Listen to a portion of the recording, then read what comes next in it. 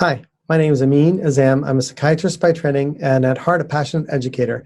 I work at 3 San Francisco Bay Area health science universities, and I also work at Osmosis. Today I'd like to talk to you about your own mental health during times of stress and or crises as you care for your students. I've got 3 key points. Number 1, engage in self-care. I'm a big fan of a metaphor of flying. When you're on a plane and the oxygen masks come down, the flight attendants always say, if you're traveling with someone who needs assistance, please put your own mask on first before helping others. And that's a beautiful metaphor of how we must take care of ourselves so that we can take care of our students.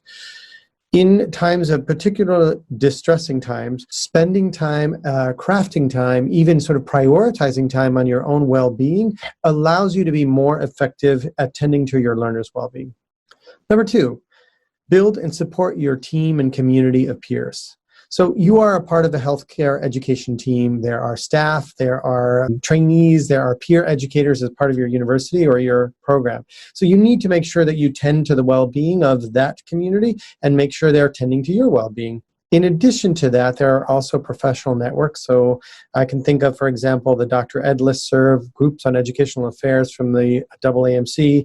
There are also education-specific educator professional networks. So, for example, I'm a big fan of the Association for Academic Psychiatry, where I have peers as educators of psychiatry in other health professional universities around the world. Similarly, there's the Society of Teachers in Family Medicine, the Society of General Internal Medicine. There are other profession-specific educator organizations, and those are fabulous ways of building a network beyond your local community. And then thirdly, remember that we here at Osmosis are also trying to build a network of health professions educators globally. So we have a faculty listserv, we have a faculty development resources, we have an Osmosis professional enrichment network. All of those are designed to help you feel connected with others, and that community of peers will be a buffer to times of particular distress and a source of resource for how to handle that. Number 3, look out for signs of burnout and seek help yourselves. I know this goes without saying, but I have to say it anyway. Seeking help is a sign of strength, not a sign of weakness. So in fact, identifying your own workplace well-being resources is an extremely useful tool, not just in times of distress, but during your regular work days. So by that, I could mean things like anything like employee health or wellness or well-being programs, occupational health and human resources, and don't forget the looking up your institution's policies on personal health and medical leave. Lastly, I'd like to talk about signs of burnout. It is important for us to acknowledge burnout in ourselves as well as our colleagues, and so I encourage you to think about signs of burnout. Some of the obvious ones that are worth saying: do you drag yourself to work? Do you feel cynical, and have you been irritated or impatient with people at work?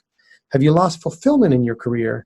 Do you have low energy and or concentration, especially when you're on the job? Have your sleep and or eating habits become less healthy? And have you had any unexplained physical symptoms like headaches or stomach troubles?